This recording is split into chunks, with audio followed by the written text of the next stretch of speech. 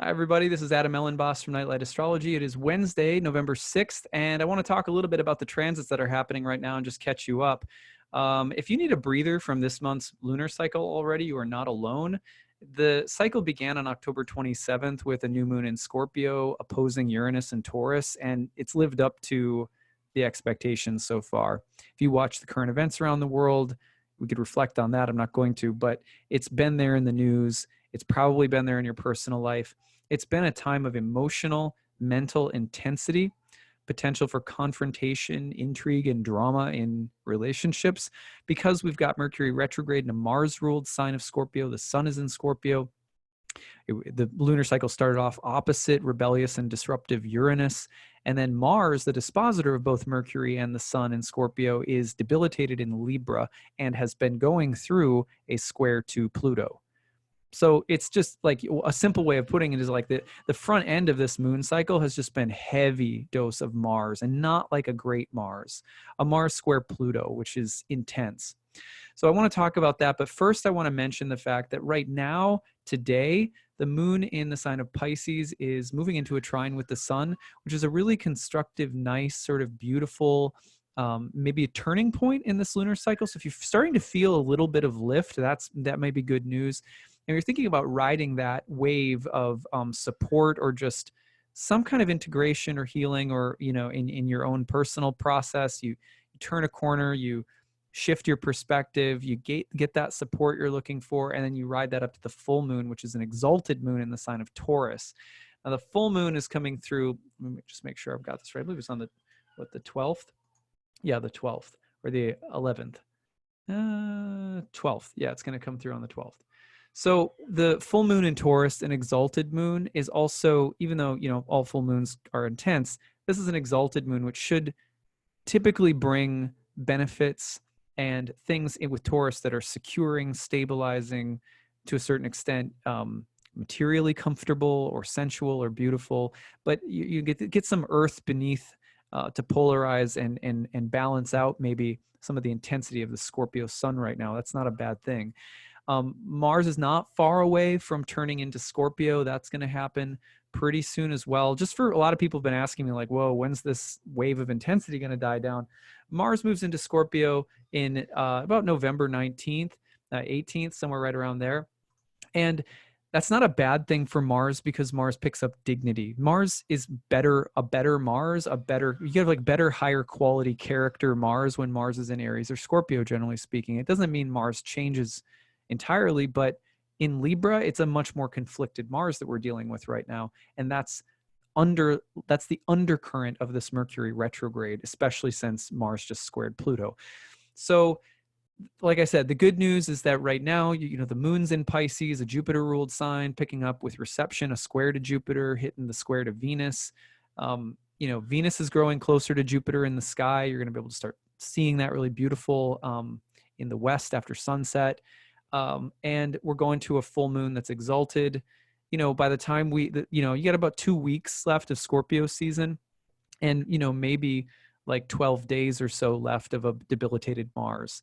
So I'd say 2 weeks for us of continuing to deal with a bit of that just intense Mars-ruled energy, which makes sense since right around that time, you're going to have Mercury turn direct. There is one kind of hoorah later on in the month with Mars opposing Uranus, which could be quite intense, but I would take that personally over the I'm going to make a fool of myself, and I'm going to be like, never mind, later in the month. But I would take that over debilitated Mars square Pluto personally.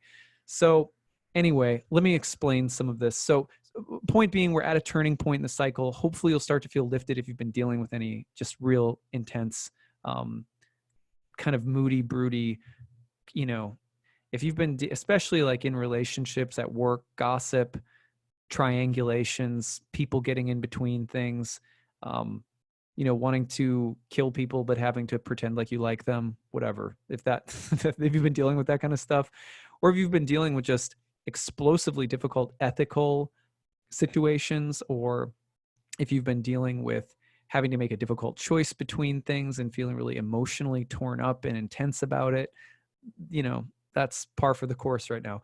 But I want to talk about this Mars in Libra. I want to present you with a few things to watch out for with Mars in Libra. First of all, Mars in Libra is in the sign of Venus. Venus is debilitated in Mars's signs of Aries and Scorpio, and Mars is debilitated in Venus's signs of Libra and Taurus. Why? Because they're opposites, right? So trying to hang out in the temple that's polar opposite to you is difficult. It's like the Montagues and the Capulets trying to hang out and have dinner with each other. There's a feud between the two of them. One loves peace and one loves war, right? There's an irony, of course, that the two can never be fully separated from one another. That's what all planetary oppositions mean.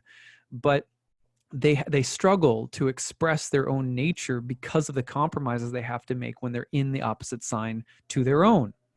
Same is true for the sun and moon and Saturn signs, and Saturn and the sun and moon signs, and Jupiter and Mercury in each other's signs. So Mars in Libra just doesn't know how to express anger as well. It doesn't know how to express will as well. It doesn't know how to compete as well, etc. So what can you, because it's in a Venus ruled sign, passive aggressiveness is a huge thing, right? You just have to be people coming at you with passive aggression, you coming at people with passive aggression. You just have to be really careful of that right now. I read something that one of my students actually wrote that I thought was really nice. They said, Mars in Libra, because it can't go at something directly, feels the pressure to try to be Venusian, will try to press buttons and provoke a Mars-like response through seemingly diplomatic things. So, for example, if you know that you have a coworker who can't keep their mouth shut, and you really want to hurt someone else's feelings, but you don't want to say it to them directly, you'll just say it to the person who can't keep their mouth shut because you know that then they'll go and tell that person, right? So and none of us are above this, by the way. Like, I'm not speaking from any position. Like, I get sucked into these kinds of dynamics as well, because the truth is that where there's conflict with an underlying desire for peace or harmony, it's difficult. It's just challenging. And so it's very easy to try to use different kinds of seemingly appropriate avenues of communication in order to express aggression. I'm not even saying aggression is always wrong. Sometimes a good confrontation is needed, which is why sometimes the passive aggressive thing is so annoying with Libra, right? It's like, yeah, if you want to say something, just say it. You know, it doesn't mean we have to hate each other just because we have a disagreement. People struggle with that in this day and age for a lot of reasons. One of them being that we build such a shell around our egos, and we feel like we're entitled to every thought that we have, every idea and opinion that we feel strongly about, which is always changing by the minute anyway, but we feel so entitled to those thoughts that, you know, and then we want to respect everyone else's ability to feel entitled to those thoughts, right?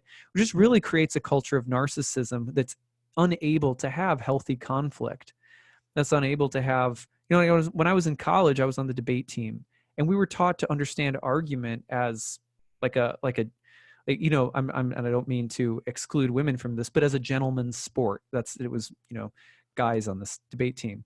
But I mean, gentleman, gentle lady, who cares? Gentle they.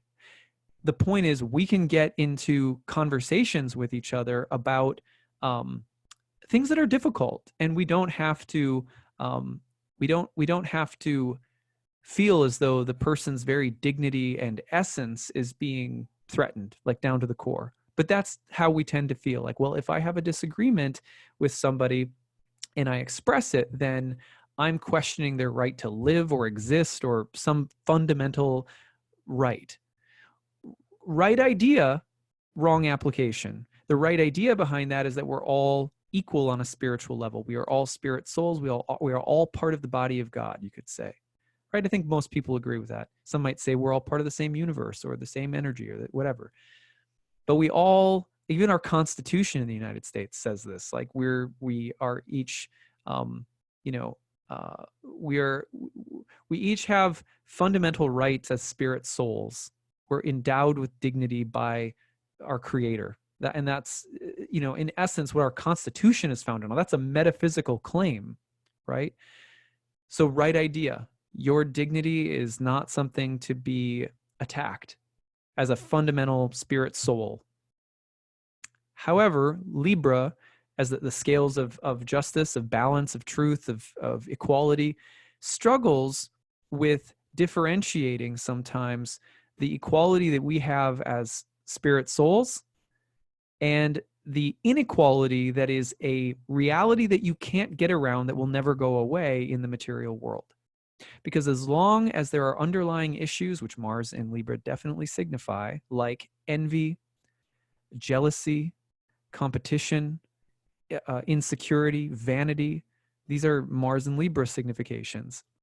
As long as those things exist, we are walking on uneven ground.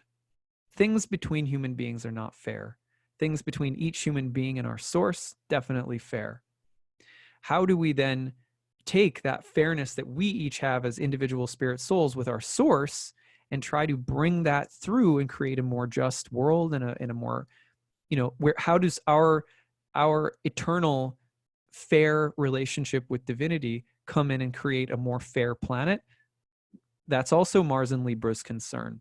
The activist, the justice seeker, the fighter for peace. I think it was John Lennon had Mars and Libra, and lots of other examples too. But the point is that while that's noble and something that, most people are in a democracy are concerned with, and we have different ideas of what that looks like, but in a democracy, we're supposed to be concerned with that. And yet, it's also as though we are so concerned about that, this sense of spiritual equality that we each need to have, that we lock ourselves into these little protective bubbles, right? And then we can't get into anything with one another because it's like it's off limits to do so, because and then that's a real confusion of issues, right? So but that's a reality of the Mars and Libra that we're dealing with right now. So there's this real feeling of hesitation and difficulty around conflict. Is conflict a healthy thing to have? Is it not a healthy thing to have? What does healthy conflict look like? What's unhealthy conflict? Is it okay to have differing beliefs and ideas? Can there be peace even though there's diversity and all different kinds of levels of inequality that exist on the material level? How do we deal with those, right? Libra can be so idealistic and so perfectionist. Sometimes Virgo gets talked about as the sign of perfection. Not accurate. Virgo has a very complex relationship with the sort of Puella archetype, which is sort of like eternal youth and not really of this world. There's a kind of otherworldliness to Virgo that's often really misunderstood. And I've talked about that before in other videos. If you want to talk about one of the perfectionists of the zodiac, it's Libra. And one of the reasons, and that's not a bad thing, that's not to say it's bad. One of the reasons for that is because you're taking an air sign and you're putting Venus in it, which is the ideal of happiness, the ideal of beauty, right? It's getting more Platonic, in other words. It's getting more up towards the ideal image or realm of beauty, harmony, truth, etc. Plato's Republic, for example, very Libran, vision of reality. So let me just draw this out too in case you're missing it. So here's Mars in Libra in the sky right now, just separating from Pluto in Capricorn. And this is the underlying dynamic behind this Mercury retrograde, because Mercury is hanging out in Mars's temple. So the kinds of inner turmoil, changes, edits, revisions, reversals that we're going through are happening due to this conflict between Mars and Pluto. Don't be provoked by people who are trying to get a response out of you. Don't fall back into 8th grade habits of communication and fighting with people. Be direct or don't say anything at all. Good advice for Mars in Libra right now. Be direct or don't say anything at all. Don't try manipulative back channels to try to make a point, whatever. People, if they don't want to have a conflict with you directly and they're trying to provoke you in weird ways, don't let it eat you up. Because if you let it eat you up, it will create an entanglement that's real gnarly with Mars square Pluto, especially in Libra, where triangulation tends to be a pattern. And again, like, it's easy to fall into these dynamics, especially if you're dealing with someone who on one level is trying to act like everything's cool, and on another level has a real problem, right? So, okay, another Libran dynamic I want to talk about is this. We all have ideals in life about what we think is going to make us happy. Oftentimes, when we get to the experience of what it actually is to have, maintain, keep, or hold a relationship with the object of our desire, we realize we never really wanted it, or that we were being unrealistic, idealistic, we had immature expectations, or whatever. That's also a part of the kind of perfection and idealism of Venus and Libra, the Venus-Libra dynamic. Mars in Libra is often about the resentment that comes in when you start recognizing, I didn't want this. I didn't know what it will entail. I didn't know what a conflict it will be, but now I'm trying to put on a pretty face about it, right? So we all do this. This is a really human thing. The yogic scriptures talk about this constantly. What we do is we say, I'm going to be really vulnerable here and just share something with everyone, which my wife and I are very open and honest about with each other and with our friends. And I find it really refreshing to share with our friends who are parents. I had a real rosy idea of what it meant to be a parent. You know what I mean? And once we had parents, I realized this sucks. Now, that's not the only realization I had. Of course, there's lots of beautiful things about parenting that I love. But, there are so many people out there who can't admit that to themselves, whether it's parenting, whether it's their awesome house that they bought, whether it's the thing that they thought that they wanted or thought that they, whatever. Once you get it, then you realize it's work to maintain, or it's very difficult, or it's not what it seemed. How about the person you start going out on dates with? Like, there's this common occurrence.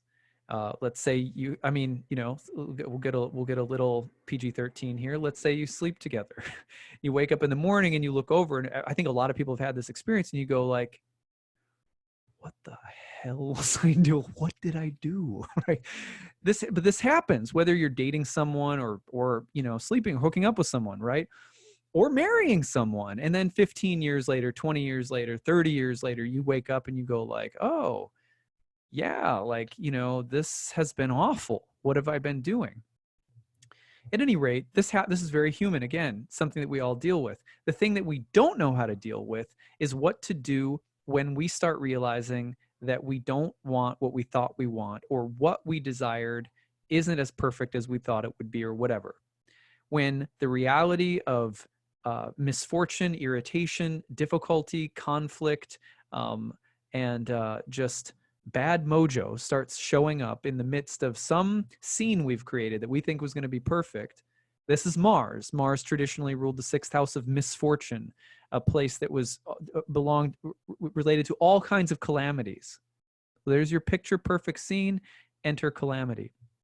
That's Mars. Mars in the sign of Libra, the savage, rage of Mars, just coming in. Okay, so when that comes in, we are taught to deny. No, that can't be real. That interrupts my picture of reality. That interrupts the thing that I wanted. That interrupts the thing that I believed in. What will people think of me? I'll be so ashamed.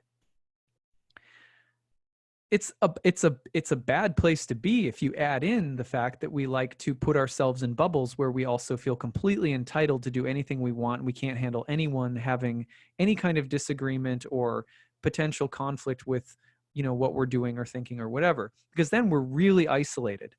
We're locked into the disappointment with what we have, as well as that we feel like, come hell or high water, it's my right to suffer, and no one can question my bad choices or my misfortune or my difficulties. And so we create a charade. Well, let me just live my life, but pretending like I have the perfect marriage or I love being a dad and it's never hard or whatever.